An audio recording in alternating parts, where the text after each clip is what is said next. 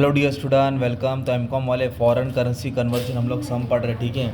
तो कैसे आपको एक सम एग्जाम में कंफर्म आने वाला है, 15 मार्क के लिए एग्जाम में सम कंफर्म आने वाला है। तो सम को कैसे सॉल्व करते एक ही वीडियो में तुम्हारा डाउट क्लियर कर दूंगा, ओके, अच्छे से। तो सबसे पहले तुमको कैसा तुमको आ रहा फॉर्मेट याद होना चाहिए, ओके।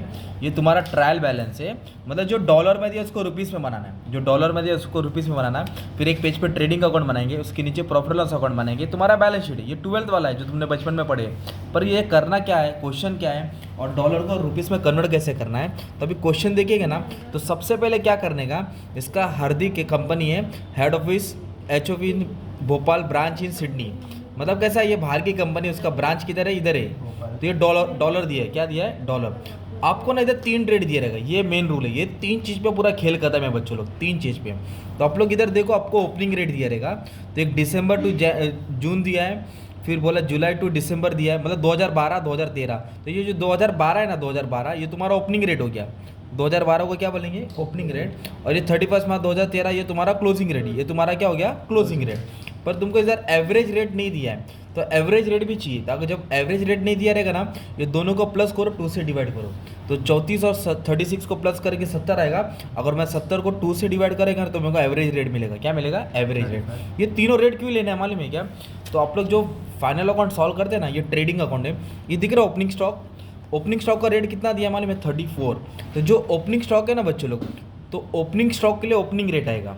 ओपनिंग स्टॉक के लिए क्या आएगा, ओपनिंग रेट। तो ये रेट का कॉलम बना है, इधर मैंने रेट लिख दिया, ओके। ये पूरा डिक्टो क्वेश्चन से कॉपी कर दिया। ये तीनों कॉलम है ना, एज इट इज कॉपी करने का, 1 2 3 एज इट इज है ना, एज इट इज कॉपी कर दिया।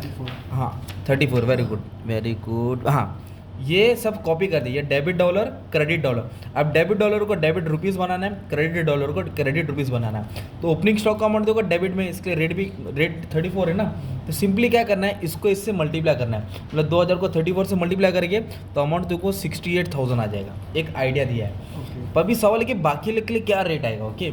तो सुनो, ये बैलेंस शीट होता है, मतलब लाइबिलिटीज होता है और एसेट्स होता है। तो ये मतलब assets, property, building, bank balance है ना, तो ये सब के लिए क्लोजिंग रेट आता है। बैलेंस शीट के लिए क्या रेट आएगा, क्लोजिंग। क्लोजिंग बोलेगा तो क्या आएगा दोस्त, 36 होगा। तो अभी जो जो तुम्हारा बैलेंस शीट का आइटम है ना, जैसे कि बिल रिसीवेबल, ये बैलेंस शीट में आता है ना एसेट में, तो 36। डेटर्स के लिए भी क्या आएगा, 36। क्रेडिटर्स भी लाइबिलिटी, इसके लिए क्या आएगा, 36। परचेस, रुक जाओ, परचेस सेल्फ समझाता हूँ। फर्नीचर के लिए भी 36 आएगा, बट इधर फर्नीचर का रेट दिया है, the original furniture and fixture ऐसा करके बोला। तो was brought at the rate of exchange $1.30। मतलब जिसका रेट दिया रहेगा आपको वो रेट लिखना पड़ेगा। तो आपको फर्नीचर का रेट कितना लिखना पड़ेगा, मालूम है, 30 लिखना पड़ेगा, क्योंकि ये रेट तुमको गिवन है। ये रेट क्या है, तुमको गिवन है। एक ये भी चीज़ नया आ गया। और फिर बाद में एक salary, rent, sundry expense, depreciation, remittance और कैश दिया। क्या भाई, कैश। तो कैश एसेट होता है, तो एसेट होता है बोलो तो क्लोजिंग रेट। क्लोजिंग रेट कितना है दोस्त, 36। ये भी डाउट क्लियर हो गया। मतलब क्या मालूम पड़ा, जो बैलेंस शीट होता है उधर क्लोजिंग रेट आएगा, ओपनिंग स्टॉक के लिए ओपनिंग रेट आएगा ना, ओके। अब जो ट्रेडिंग अकाउंट में आता है ना, परचेस, सेल्स, गुड्स खरीदा, salary, rent, insurance, discount, commission, तो जो प्रॉफिट लॉस है उसके लिए एवरेज रेट आएगा ना यार, है ना। तो जो ट्रेडिंग अकाउंट और प्रॉफिट लॉस अकाउंट है उसके लिए क्या लेना है, एवरेज रेट। एवरेज बोले तो 35, पर क्वेश्चन में तो 35 था नहीं, तो इन दोनों को प्लस किया, 2 से डिवाइड किया। तभी हम क्या करेंगे, परचेस आया तो 35 आएगा, सेल्स आया तो कितना आएगा, 35 आएगा। इस्टेब्लिशमेंट एक्सपेंस, छोटा मोटा खर्चा जो भी बिजनेस का, 35 है। सैलरी भी ऑफिस का खर्चा, ये भी रेंट, प्रॉफिट एंड लॉस में आता है। Sundry expense 35। डेप्रिसिएशन तो दिया है, हम लोग उसको बाद में करेंगे, ओके। डेप्रिसिएशन तो दिया है, अब इसको कुछ करने की ज़रूरत नहीं है, क्योंकि फर्नीचर है तो उसके लिए फर्नीचर का ही आएगा। तो मैं भी स्टार बना देता हूँ, ठीक है। मतलब फर्नीचर का जो रेट था ना दोस्त इधर, इसलिए वो 30 लेना पड़ेगा। अच्छा ठीक है। अभी एक रेमिटेंस और एक हेड ऑफिस, अभी इधर लफड़ा है, इसका अमाउंट दिया रहता है। अब इस पर डाउट क्लियर करना है। तो इधर देखो आपको क्या दिया मालूम है क्या, पहले ये वाला बताओ, हेड ऑफिस अकाउंट क्या है। हेड ऑफिस का अमाउंट देखो क्रेडिट में दिया है, तो इसलिए मैंने हेड ऑफिस का अमाउंट कितना लिखा, क्रेडिट में लिखा, 6920। तो उसका ना आपको बैलेंस दिया है इधर देखो, इधर ना तुमको कई बार ना बैलेंस दिया रहेगा। Bhopal balance, Sydney branch account, remittance वाला दिया है, और एक 37 दिया है। तो देखो ना, सिडनी ब्रांच अकाउंट दिया, क्या लिखा है, सिडनी ब्रांच अकाउंट। तो सिडनी ब्रांच अकाउंट में कितना पैसा दिया लोगों के मालूम है क्या, 1,78,000। कितना दिया है, 1,78,000। तो ये जो हेड ऑफिस है ना, हेड ऑफिस अकाउंट होता है, उसको कैपिटल अकाउंट बोलते हैं। और ये कैपिटल अकाउंट तुम्हारा लाइबिलिटी में आता है, किधर आता है, लाइबिलिटी में आता है। इसका बैलेंस किधर दिया है, क्रेडिट में। तो इसका बैलेंस भी किधर आएगा भाई, क्रेडिट में आएगा। किधर आएगा, क्रेडिट में। कितना दिया बैलेंस, 178,847। इधर लिखा 178,847। अब इधर एक चीज़ और दिया है आपको, क्या दिया मालूम है क्या, इधर देखो क्या दिया है, ऐसा दिया है रेमिटेंस। क्या दिया है? रेमिटेंस का मतलब होता है पैसा देना होता है, रेमिटेंस का मतलब होता है पैसा दिया। तो कितना पैसा दिया, कैसे पैसा दिया, इधर दिया देखो, रेमिटेंस टू हेड ऑफिस, मतलब हेड ऑफिस को पैसा दिया। तो ब्रांच बाप को पैसा देगा तो ब्रांच की तरफ से पैसा जाता है। तो इधर बैलेंस डेबिट में दिया है, इधर बैलेंस किधर दिया है? डेबिट में, $1502। तो इधर मैंने क्या लिखा, रेमिटेंस हेड ऑफिस $1502 डेबिट में। अपन ने कहा लिख दिया दोस्त, डेबिट में। पर इसका अमाउंट भी ना, अमाउंट भी देखो कितना दिया है, 37068, ठीक है ना, एंड बोला ना। तो ये पहला वाला हेड ऑफिस का, दूसरा वाला रेमिटेंस। तो जो 37 है ये अमाउंट डेबिट है, मतलब आपको डेबिट में लिखना पड़ेगा। कितना है? 37068। मतलब सिंपल लॉजिक बोलूँ, जिसका बैलेंस डेबिट है वो इधर बैलेंस डेबिट में दिखेगा, और जिसका क्रेडिट वो किधर आएगा? क्रेडिट में आएगा। ऐसा तुमको पोस्टिंग करने का, ओके। अब रही बात ना इसको बैलेंस करने का भी, मतलब क्या है ना, अपने रेट तो लिख दिया। कैसे रेट लिखा? बिल रिसीवेबल एसेट्स होता है, इसलिए कितना रेट लिखा? 36। तो अभी क्या करना पड़ेगा मालूम है, इन दोनों को मल्टीप्लाई करेंगे। क्या करेंगे? ये डेबिट है तो अमाउंट कितना रहेगा? डेबिट। मतलब ये डॉलर था तो तुम्हारा अमाउंट रुपीज़ में बन जाएगा, ओके। 38 और ये कितना है? 36। इसको इससे क्या कर देंगे? मल्टीप्लाई कर देंगे, 136,800 आ जाएगा, है ना। अभी तो क्रेडिटर्स का अमाउंट क्रेडिट में दिया, क्रेडिटर्स का अमाउंट कितना दिया है? तो इन दोनों को क्या करेंगे? आप मल्टीप्लाई करेंगे, 1100 को 36 से करेंगे ना, तो जो भी अमाउंट आएगा ना तुम्हारा, वो किधर बैलेंस चले जाएगा मालूम है? क्रेडिट में चले जाएगा। किधर चले जाएगा? क्रेडिट में। तो उसको मल्टीप्लाई करके कुछ इतना आ रहा है, 39,600 आ रहा है, 39,600। अभी मैं तुम्हारे लिए क्या कर रहा हूँ, डायरेक्ट सोल्यूशन उठा रहा हूँ, टाइम बचा रहा हूँ तुम्हारे लिए। तो क्या करना है, हर एक को क्या किया? मल्टीप्लाई किया, अमाउंट डालते ही है। क्रेडिट में कितना है? 1 2 3 अमाउंट है, क्रेडिट में कितना आएगा? 3। बाकी सब डेबिट में था, इसलिए डेबिट में डाला। और हमने अभी ये लॉजिक पढ़ा ना, ओपनिंग रेट किस लिए आएगा, क्लोजिंग रेट किस पे आएगा, एवरेज रेट किस पे आएगा। फिर इसको क्या करना पड़ेगा मालूम है दोस्त, इसको बैलेंस करना पड़ेगा, टोटल करना पड़ेगा। कभी कभी डेबिट ज़्यादा रहेगा और कभी कभी क्रेडिट ज़्यादा। तो डेबिट का टोटल ये 10,60,000 है और क्रेडिट का टोटल है 10,16,000 है। तो डेबिट ज़्यादा हो गया, तो डेबिट ज़्यादा हो गया, मतलब दोनों का माइनस क्या, ये आंसर आएगा। ये आंसर को बोलेंगे डिफरेंस इन एक्सचेंज। क्या बोलेंगे? कभी कभी क्रेडिट ज़्यादा आएगा तो भी यही बैलेंस लिखना है। तो कम किधर पड़ा मालूम है क्या? कम क्रेडिट में कम पड़ा, आपको डेबिट ज़्यादा लिखला भाई। क्या ज़्यादा लिखला? डेबिट। तो इसमें से ये माइनस किया तो ये बैलेंस है, ओके। तो इसको बाद में ट्रांसफ़र करना पड़ता है। क्या करना पड़ता है? तो ये तुम्हारा ट्रायल बैलेंस बन गया। मतलब इतना सा भी 6 मार्क के लिए आता है एग्जाम में, 8 मार्क में। पर अपने को फाइनल अकाउंट बनाना बोला है। क्या बनाना बोला है? Final account. तो एकदम सिंपल, प्यार मोहब्बत में।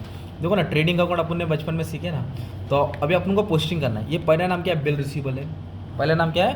Bill receivable. तो बिल रिसीवेबल क्या होता है भाई? एसेट्स होता है। तो उसको एसेट्स में लिखा, देखो ना, बिल रिसीवेबल किधर आ जाएगा दोस्त? एसेट्स में जाए। फिर क्या बोला है? डेटर्स। तो डेटर्स भी क्या होता है? एसेट्स। अमाउंट डॉलर वाला नहीं लिखना है, अमाउंट रुपीज़ वाला लिखना है, 136,800, 136,800। तो मैं पोस्टिंग करते जा रहा फटफट, है ना। फिर क्या बोला? क्रेडिटर्स। क्रेडिटर्स क्या होता है? लायबिलिटी। वो लोगों ने लायबिलिटी में डाल दिया। फिर बोला परचेज। तो परचेज तो ट्रेडिंग अकाउंट में आता है ना यार। और फिर बोला है सेल्स। सेल्स ट्रेडिंग अकाउंट के क्रेडिट में आएगा ना यार। फिर इसके बाद बोला है फर्नीचर। फर्नीचर क्या होता है? एसेट्स। तो अमाउंट कितना आएगा? 40,200। फर्नीचर 40,200। अमाउंट ये लिखने का भाई, इंडियन रुपीज़ में ना, क्योंकि कन्वर्ट कर दिया ना, इसलिए चैप्टर का नाम भी यही है अपना।